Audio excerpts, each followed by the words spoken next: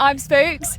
I'm Vicky Hungerford. And we are at Bloodstock Festival 2026. Vicky, thank you so much for taking time out of your very slightly busy schedule this weekend to chat with me. I love your page. So I'm so honoured to be doing this with you. Thank you so much. I'm so honoured to be here. So thank you for having me. And I'm so sorry it's so hot. Oh, please don't apologise. I'd rather it be a little bit warmer than raining. Yes. But it is. Yes. It is a little bit. It's a little warm. Hot as hell. Well, we do worship the devil and all that. Well, just a little bit. We are on the third day of fun and shenanigans. Yeah. What has been some of the funniest and craziest things you've seen from Bloodstockers over the past 25 years? Oh my God. Well, I think the greatest thing, and it always will be at the moment, is the recent trend of the dinosaurs.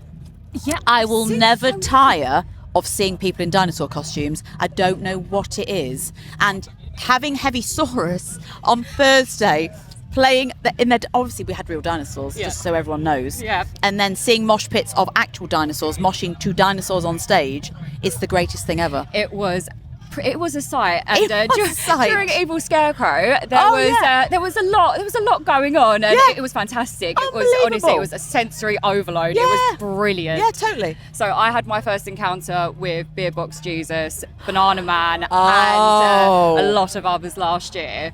Is there anyone that you look forward to seeing every year? Bar the dinosaurs. Yeah. I do like the bananas. Yeah, I will say. Yeah. And then I also like I forget what they're called, but the Muppets. You know the Muppets go. Oh yes. What are they? Little Beakers. Orange Beakers. Yeah. Beakers are my favourite. There's like a gaggle of beakers that go around the festival. Yeah. And I'm like, every year I'm looking out for them because they're just my favourites. I don't think I've seen them this year. No, and I'll be annoyed if they're not here. Well, let's hope that they're here today or tomorrow. Beakers, if you're listening, please return. So last year was my first ever Bloodstock, and what brought me back was how friendly and at home I felt. Amazing. And I know that I'm not the only person that feels like that. Is that something that you're most proud of about the festival? Yeah, I think everyone knows there's no egos here. No. Everyone's very chill. Yep. From organiser to fans and to bands and to everyone. They know that we just want to have some fun. Yep, absolutely. And it's not about them and us attitude. Yep. So I hope that resonates to the crowds and to the bands. Yep. And I think the fact that it is so friendly and relaxed is what brings people back. It absolutely does. It doesn't feel like there's a barrier between artist and crowd. No. It feels like we're all here having one big party and enjoying heavy metal. Yep. So it is brilliant. Another thing that brought me back this year was the incredible lineup. And yesterday we had another outstanding lineup, which I am so excited for. It's going to be good. If you catch any of my videos, you will just hear me screaming as every band's announced. I'm like, coming back next year, get me to the box office. How do you decide who's going to headline the festival? It's such a labour of love. So we look at the wish lists constantly. I look at also who I think would be good for the festival from a team point of view, who we think's good for the festival in a circle of us, me, Simon mainly. And we need to ensure you've got to think that we're trying to get 20,000 people to the event. Yep. So whenever people sometimes suggest bands, sometimes the bands that people suggest as a headline wouldn't get the festival to 1,000 people. Yep. But it's their favourite band. So I look at it that we've got to look at the top tier as what will make people go, I need to buy a ticket. And then that gives us the ability to bring in that undercard of maybe the bands that you wouldn't see elsewhere. Yeah.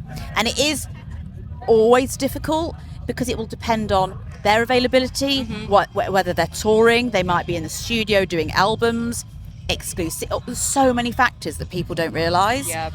And getting the balance right, it was always going to be a bit of a shock for next year's lineup because we're bringing in 2 new main stage headliners, 4 new Sophie headliners, and other bands on the bill that either are new or haven't played before. So there's not lots of repeating, and that's always, I call it growing pains. When we book a band that's a bit of I didn't expect that. I call it a growing pain band. Yeah. But eventually, I'm hoping people just understand that we are doing the best for the festival. When you're building the lineup for the festival, do you build it around the headliners, or do you have a particular vibe that you're trying to follow for each year? Sometimes you look at the day a headliner plays and are trying to bill accordingly, but then at the same time I don't want to bill a particular genre. So if I'm booking a black metal headliner, I wouldn't book a ton of black metal under them, because otherwise all you're doing is people will be like, well, I'll just buy a day ticket. You spread the genres across the days. We do mix it up because that way you get a bit of a break. If you want to watch a black metal band but then the thrash isn't your thing, you can go and have a beer. And I say to everyone, you are not going to like every band on the bill.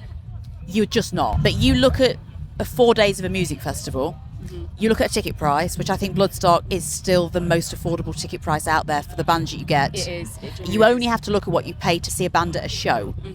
And then you can say, well, even if I only watch 5 bands over the weekend or 6 bands, and then have fun the rest of it. Yeah, it's complete value for money, and I don't think you ever want a lineup that's so stacked that you don't have room to breathe, Totally. to go and get a drink, Yeah. to go and make some friends. It's impossible because you need that time to go to the camp, to go and have some food, to chill out for a bit, to go and talk to mates. Yes, absolutely. Nobody watches every single band. Yeah.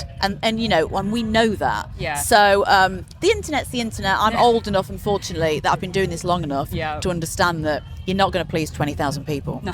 And I'm not trying to. No. We're just trying to put on a good metal show. Heavy music evolves decade to decade and sometimes year to year. Which bands do you think represent the future of the metal scene? Oh, there's so many at the moment that are coming through. I mean, we're going through quite a big push on hardcore again. Yeah. So the hardcore bands are really, really coming through. I think, for example, your Guilt Trips are future headline material. What they're doing is amazing. I think, I mean, God, there's so many bands that I look at, and I feel like when I start naming bands, people are like, oh, she's going to book them. Kubla Khan, I think I've got future headline potential in them. They played last year, didn't Yeah, they? Yeah, Knock Loose, Yeah. we know are up Please. there and are absolutely storming it. Yeah. And, you know, we have those peaks and troughs. We all know that. There are genres, but then we've got bands on the bill, which I know that I think, in my personal opinion, like Fulci, will be on to big stuff. Yeah. You know, that's a band that I'm hotly tipping to be a huge deal. So, yeah. And it's trying to get those bands, like, let's be honest, when we had Sleep Token, headline Sophie, I would have had no idea. Yeah. And their agent at the time, who's still their agent, was sort of saying to me they're going to be big.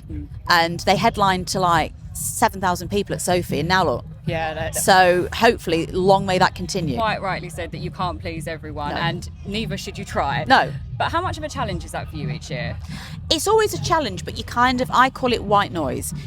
You've got to block out a level of white noise, because if you listened to every single comment on the internet, you would go mad, upsetting yourself, and you'd be in tears every day. Yeah. I look at the fact of, okay, here are the trends of the festivals. Are we bringing, in my opinion, a good balanced bill? Yes, we are. Yeah. Are we bringing a heavy bill? Yes, we are. Yeah. Are we selling enough tickets for the festival to be in a good position? Yes. And you're not going to, yes, there are people that are going to say it's not my bag, and that's fine. Yeah, absolutely. You know, no festival out there is pleasing everybody. What moments over the past 25 years have made you stand back and go, this is Bloodstock? Oh, God. Do you know what one of the most standout moments is? Getting through the pandemic and having, like, Devin Townsend spend 2 to 3 weeks isolating, to see a community come together to make it work. That will always be such a big thing for me, because we managed to still put an event on at the back of the worst time in everybody's life. Yeah. And that will always be quite a standout moment, how bands, fans, people came together. And right up until the last minute, it was about 22nd or something like that of July, we didn't know if we could put Bloodstock on, and they gave us the green light for mass gatherings. And that will always be, it's a horrible, but a moment of, we've done it. We can, you know, we can shine some light back into the world. Another aspect of Bloodstock that I really love is your support of new talent. Did you think that the new Blood stage would be as popular as it is with Bloodstockers? So here's the thing, my dad's idea was unsigned. Yep. So when we started the festival, he said we have to support unsigned. We've got to support the next future bands.